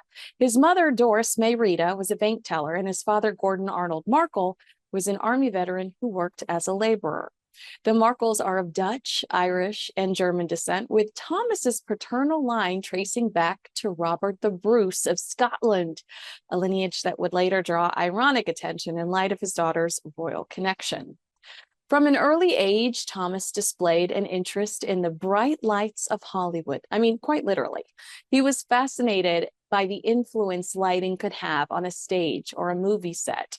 After high school, he moved to Chicago to study at the Illinois Institute of Technology, focusing on lighting design. His technical skills and dedication led him to a successful and consistent stint in Hollywood. Over the years, he worked as a lighting director on several popular television shows, including Married with Children and General Hospital. His work earned him a Daytime Emmy Award in 1982 for outstanding achievement in lighting direction for a drama series, cementing his reputation in the industry. Romantically, some might argue that his heart always belonged to Hollywood. The self-described workaholic married Rosalind Lovelace in 1964, with whom he had 2 children, Samantha and Thomas Markle Jr. The marriage lasted over a decade, but ended in divorce, and Rosalind and her children relocated from Chicago to Albuquerque, New Mexico, while Thomas Sr. moved to Hollywood to pursue a career in TV and movies. In 1979, Thomas married Doria Ragland, a temp makeup assistant on the set of General Hospital, where he was a lighting director. In 1981, they had a daughter named Rachel Meghan Markle. The marriage between Thomas and Doria was short-lived, ending in divorce when Meghan was just 6 years old. Despite the divorce, Meghan has spoken fondly of her childhood and her close relationship with both of her parents, but especially her father, who she often credited with introducing her to the world of television and entertainment. Thomas worked, some might argue to the detriment of his marriage, around the clock to ensure that Meghan attended all of LA's elite, expensive schools. Thomas was unquestionably a doting father, often bringing Meghan to the sets of the shows he worked on, exposing her to the entertainment industry from an early age, giving her exclusive access. He took her to dance classes and encouraged her to dream big. Thomas even helped secure Meghan one of her first acting gigs on General Hospital. This close relationship would, however, deteriorate as Meghan's own career in Hollywood took flight, particularly as Meghan's relationship with Prince Harry became public. Due to Thomas Markle feeling legitimately ghosted by his youngest daughter, Meghan, Samantha and Thomas Markle Jr., Markle's children from his previous marriage, became vocal critics of their half-sister Meghan, adding another layer of complexity to this family dynamic. The relationship between Thomas Markle and Meghan Markle officially began to fray publicly in the lead up to Meghan's wedding to Prince Harry in May of 2018. The intense media scrutiny surrounding the wedding and the Markle family's sudden thrust into the spotlight clearly put a strain on their relationship. One of the most controversial moments came when it was revealed that Thomas Sr. fell victim to a paparazzi photographer that convinced Meghan's father that he could help him turn his brand around in the weeks leading up to Meghan's highly anticipated royal wedding with some staged paparazzi shots. And if you don't know what staged paparazzi shots are, just Google Jennifer Lopez Hamptons amidst the Ben Affleck divorce drama. Thomas was feeling pretty low about himself at the time. The media was having a field day, posting unflattering photos of him, this retired Hollywood lights guru buying a six-pack of beer, looking a little scruffy and unkept, how normal beachside people look on a Saturday at noon, but not, God forbid, someone whose glossy actress daughter was about to marry into the royal family against everyone's better judgment, might I add. The staged photos, which showed him preparing for the wedding by reading articles about Britain and getting measured for a suit, were later sold to tabloids by the photographer. When the story broke, it caused a media firestorm and reportedly embarrassed Meghan and the royal family. Following this incident and several hostile calls and messages from both Prince Harry and Meghan, Thomas announced that he would not be attending the wedding due to health reasons. He says he suffered a heart attack, which was exacerbated by the stress of the media attention. As a result, then Prince Charles walked Meghan down the aisle, a decision that was seen by many as a public statement on the situation, until Meghan turned on him too. Thomas's absence from the wedding marked the beginning of a very public and acrimonious estrangement between him and Meghan. In the months and years that followed, Thomas gave several interviews to the press, often making critical remarks about Meghan and Harry. He expressed his disappointment over being cut off from his daughter, claiming that she has not contacted him since the wedding and that he's never even met Prince Harry or his grandchildren. The Markle family drama continued to play out in the tabloids and on television, with Thomas Markle occasionally appearing in interviews where he, discusses missing his daughter and his fear of never knowing his grandchildren. These interviews are often a mix of heartfelt pleas for reconciliation and updates on Thomas's health, which has been extremely rocky over the years. Thomas's interviews were often used by the tabloids to fuel negative headlines. In one particularly controversial interview, Thomas shared a letter that Meghan had written to him after the wedding, in which she expressed her upset over the situation and asked him to stop speaking to the press. This letter later became the subject of a legal battle when parts of it were published by the Mail on Sunday. Meghan sued the newspaper for breach of privacy and eventually won the case, with the court ruling that the publication of the letter was unlawful. Meghan and Harry used this lawsuit and controversy as content for their Netflix reality show, Harry and Meghan. Thomas's portrayal in Harry and Meghan's reality show is just one example of how the Markle family drama helps change public perception of the Sussexes. Suddenly, Meghan was being seen as a cold and ungrateful daughter who'd abandoned her father. What Harry and Meghan would consider to be relentless coverage of Meghan's battle with first her family, then Prince Harry's family, in part is what led to the couple deciding to step back from royal duties and move to the United States in 2020. As of August 11th, 2024, royal author Lady Colin Campbell has helped raise over £55,000 for Thomas Markle's 80th birthday. Medical bills have piled up over the years as Meghan's father suffered severe health issues. Nearly 3,000 people donated money to the GoFundMe campaign and left words of encouragement for a man trying to live out his twilight years in peace. Thomas Markle has achieved significant success in his career, and by all accounts was a loving and supportive father to Meghan during her childhood. The relationship between Thomas and Meghan is emblematic of the broader tensions within the Markle family, which has been exacerbated by the intense media scrutiny that came with Meghan's marriage to Prince Harry. The public feud between Thomas and his youngest daughter has been a source of endless tabloid fodder, with both sides airing their grievances in the press. This has made it difficult for the public to fully understand the complexities of their relationship, as the story has often been shaped by the media's need to sensationalize headlines. In the end, Thomas Markle's story is a cautionary tale about the dangers of fame and the toll that it can take on family relationships. The intense scrutiny that comes with being associated with royalty has exposed the cracks in the Markle family, turning private conflicts into public spectacles. As Thomas continues to navigate his complicated relationship with Meghan, his legacy will likely be shaped as much by his actions as by the media's portrayal of him, a portrayal that is often more interested in selling stories than in understanding the full picture. Despite the ongoing estrangement, Thomas has continued to express a desire to reconcile with his daughter. In interviews, he said that he hopes to one day meet Prince Harry and his grandchildren and to rebuild his relationship with Meghan. Whether this reconciliation will ever happen remains uncertain, as the wounds from the public feud appear to run deep. What is clear, however, is that the public saga of Thomas Markle is far from over, as it continues to be a subject of fascination for both the media and the public.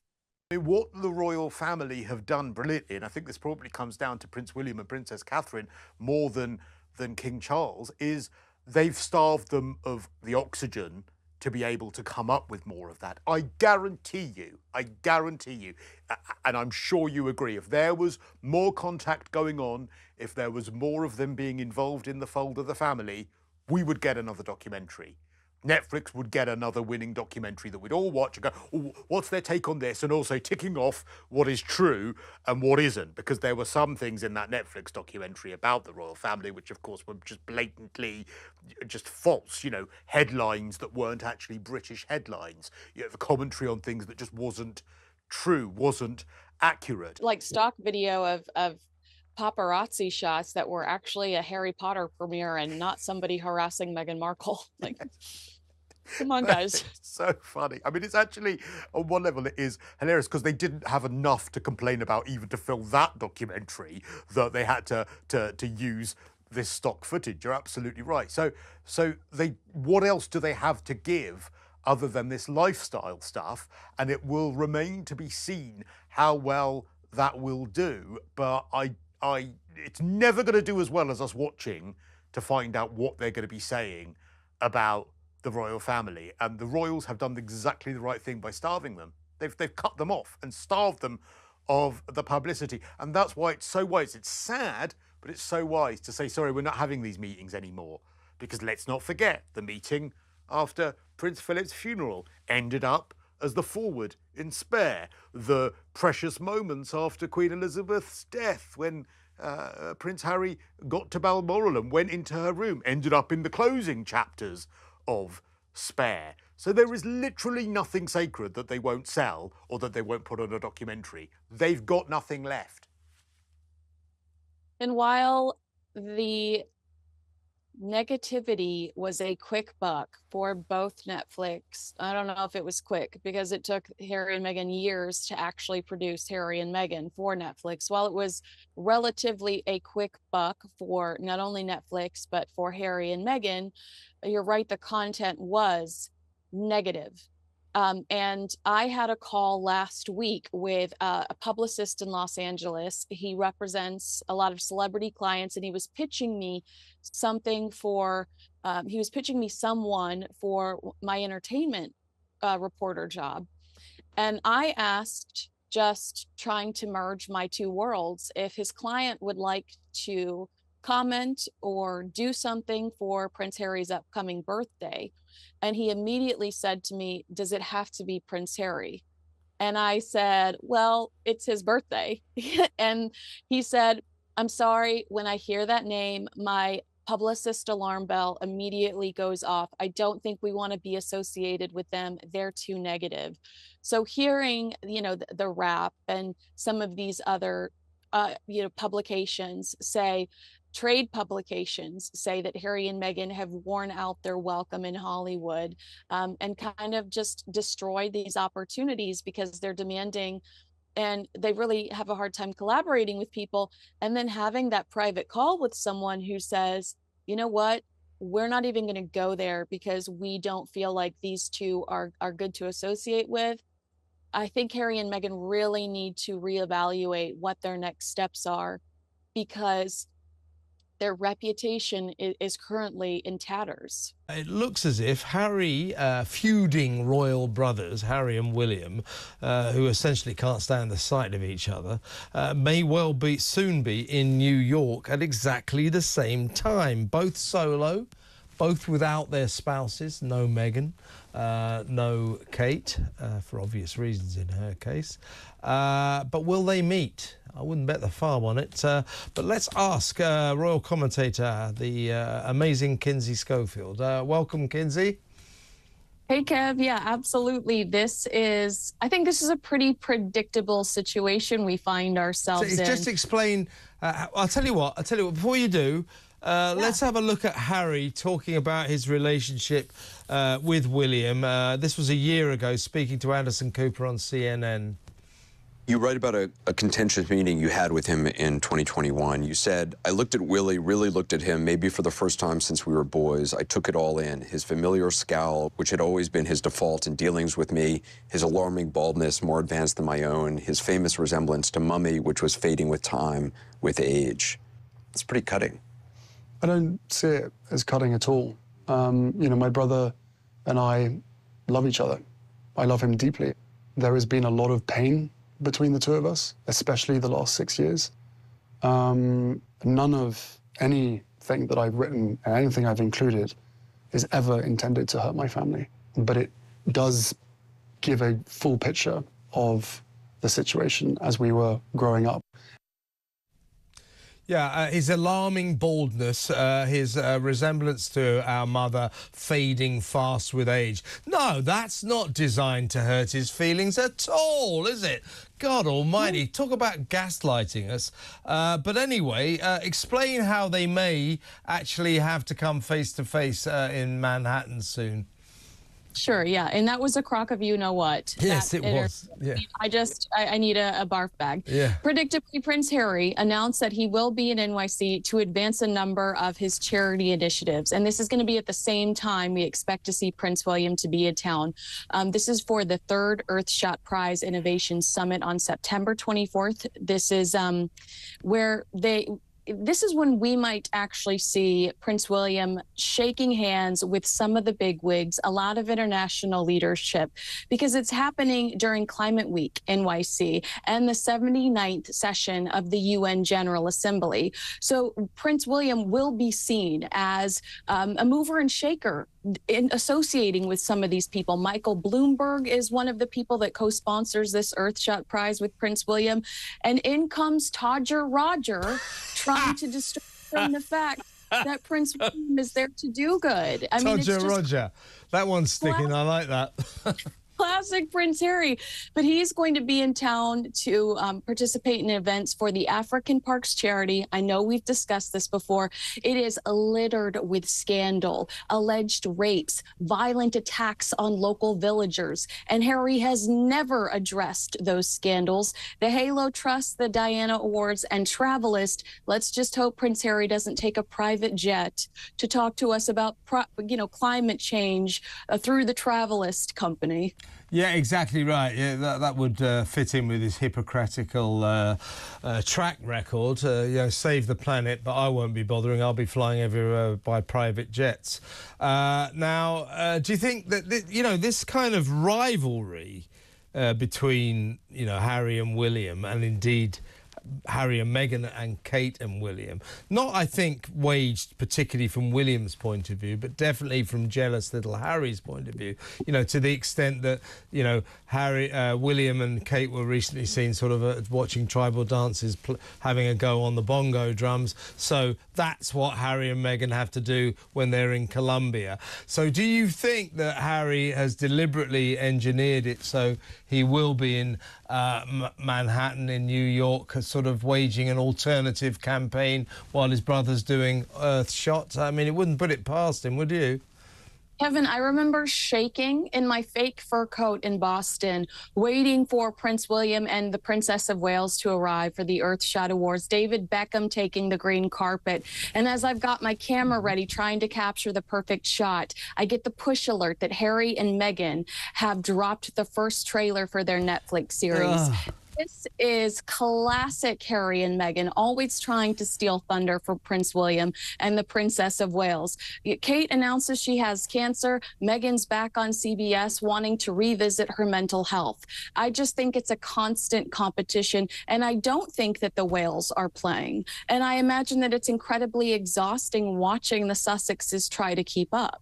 Yeah, and that's exactly what it is. It's Harry and Meghan desperate to somehow or other, kind of rival Kate and William. And William and Kate, they're the dirt under their shoes, that couple in California. These are proper, serious front-line royals. This is the heir to the throne, a man, Prince William, who has not deserted his father, who has not deserted his family, and has carried on with his duty. These are serious royals. Harry and Meghan, I mean, their stock declines alarmingly by the day almost, doesn't it? I mean, they are falling from view. They are, they're no longer players in Hollywood. I mean, they're nothing really anymore, are they? I mean, I've been asked several times over the last 24 hours to comment on Meghan not being able to secure a CEO for American Riviera Orchard. I think that just goes to show of how their reputation is in the gutter these days, and that they've created a reputation of being difficult to collaborate with, the bully mentality that we've heard shared through multiple people, even in Prince Harry's book Spare, talking about crying employees at their desk. And they really have to get a hold of the fact, they've got to change the direction of the criticism they're receiving. And I think they're going to try to do that, specifically Meghan. She's going to use this lifestyle brand. She's going to use this Netflix show, and she's going to use Limonada, her podcast there, to try to create a community to drown out their critics. But she's proven over the last few years that she doesn't have the commitment or discipline. She's a quitter. She left the royal family. She left Spotify.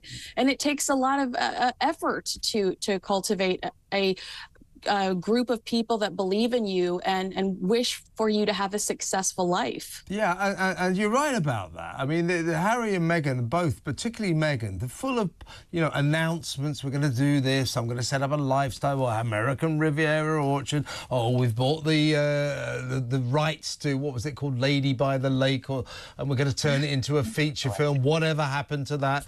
We're going to make this program. We're going to do that, and then nothing ever happens. Netflix, I think it's almost a dead cert now. Next year, when their contract ends, we'll drop them like a stone, like a hot coal, because they just haven't produced. I mean, I'm beginning to think, apart from the fact they are full of announcements and no action, I'm beginning to feel that they're just bloody lazy. I think that that's a fair assessment. When you think about Archwell and the Archwell charity, which is another initiative they say Prince Harry is going to be pushing next month in New York, what is it? What is their mission statement? Show up and do good. It's about as vague as Kamala Harris's campaign policy. Yeah. Plus, the organization reported an $11 million decrease in donations from 2022 to 2023. That tells you that other people don't really believe in them or the direction they're going either. They, like we've said a million times, they've had one commercial success with Netflix. The flops outweigh the wins. Yeah. Spotify, that's going to haunt them that's going to haunt them forever. Well, the way that Bill Simmons talked about them when they lost that deal. And Netflix will be next, and it'll be for the same reason as Spotify dropped them, that they just didn't produce. They took the money, but did not really produce. What did Spotify get out of them? One 12-part podcast by Meghan. No, you're forgetting the one Christmas special we got with Prince Harry, Meghan, Tyler Perry, and Elton John. Oh, well, yeah, I mean, that's etched on all of our memories, isn't it? And nothing, basically, from Harry. And as you quite rightly say, Kinsey, their big hit, which of course includes Harry's nasty little book Spare, when they're pissing on the royal family, on the British royal family, then they're of interest. When they're not doing that, they're of no interest to anyone. And frankly, they've run out of insults, haven't they?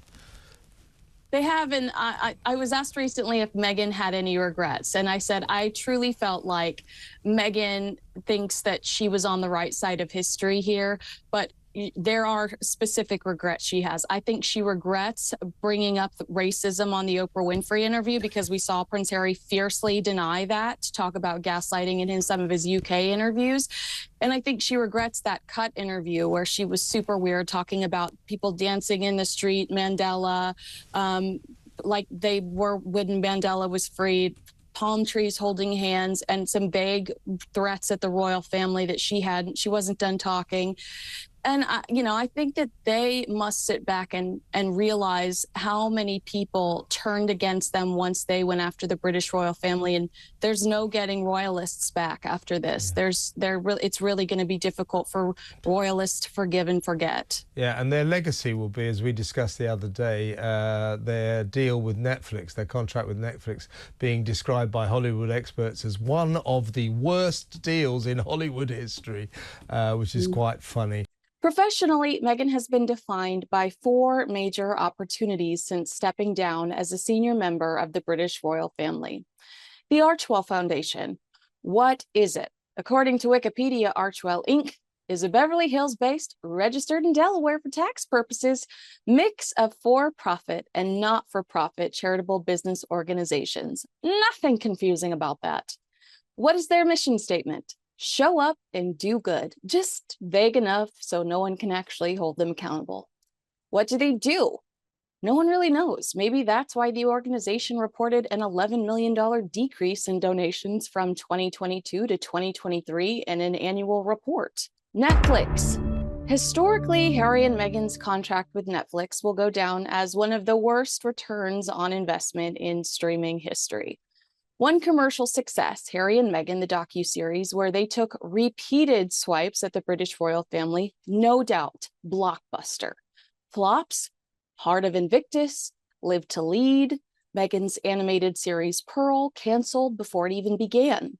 And fresh reports coming out of Hollywood is that Netflix is fearful that their audience won't connect with Meghan's new cooking show or Harry's upcoming polo show.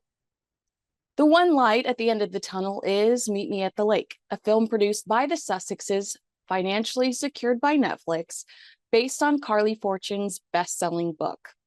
Harry and Meghan's deal is up for renegotiations in spring of 2025.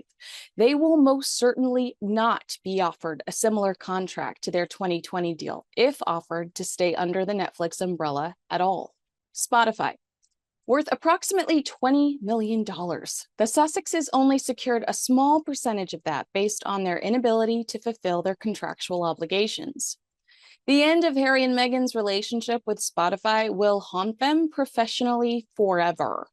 Spotify exec Bill Simmons called them beeping grifters, and former employees made vague comments on social media about feeling unappreciated or even recognized for their hard work. When all was said and done, Meghan produced 12 podcast episodes and Harry participated in one Christmas special.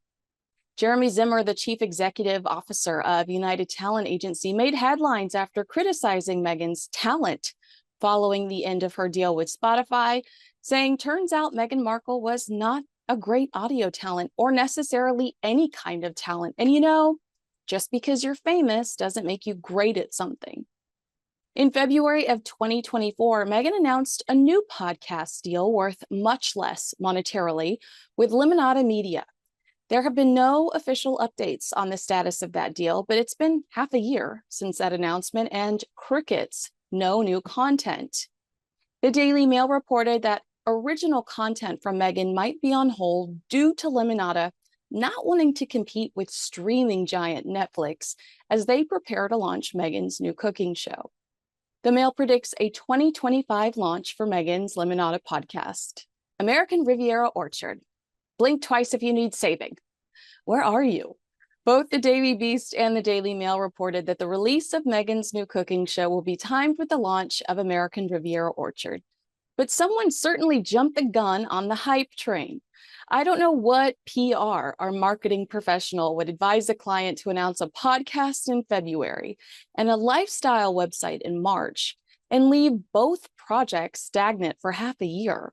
Archewell's decrease in donations, losing the $20 million Spotify deal, rumors that Netflix won't renew their contract, and a lot of announcements of new projects like American Riviera Orchard and Limonada Media at a standstill. Doesn't exactly scream reliable collaborator or savvy girl boss. But in an interview with the New York Times on Wednesday, Meghan explained that she's been investing in small brands since the pandemic. She now has between 5 and 10 brands in her portfolio. She says each company is complementary to her own lifestyle brand, American Riviera Orchard.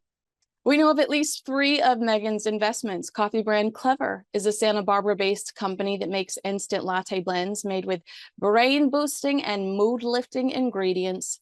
They're marketed as an alternative to coffee, but they're not always caffeine-free. Financial services company Ethic is a venture capital firm that helps investors create portfolios that align their values with their financial goals. Ethic's platform integrates 19 sustainability pillars into investments to create portfolios that match clients' values and goals. Enjoy that word salad. First company Sesta Collective sells bags hand-woven by women in Rwanda that are then finished in Italy. Meghan told the New York Times, investing in them has helped me line up for this chapter where I'm investing in myself. She also told the New York Times that recognizing her influence as a working royal was a game changer. Meghan wears clothes. People buy clothes. It's literally called being an influencer. But while Meghan searches for a deeper meaning to influencing, telling the New York Times that she spends a lot of time just Googling and searching for brands she may be aligned with, she's inadvertently laid out the only professional strategy I've ever heard come out of her mouth. One where she truly is investing in herself. Here's how I expect it to work. Meghan will invest in a company. Meghan will wear that company's clothing or endorse their product, and all of these tangible items will then be available on AmericanRivieraOrchard.com. So she's making money 2 or 3 different ways, investing in these companies, affiliate links on her website, which is a way to monetize, or commission-based sales, another way to monetize.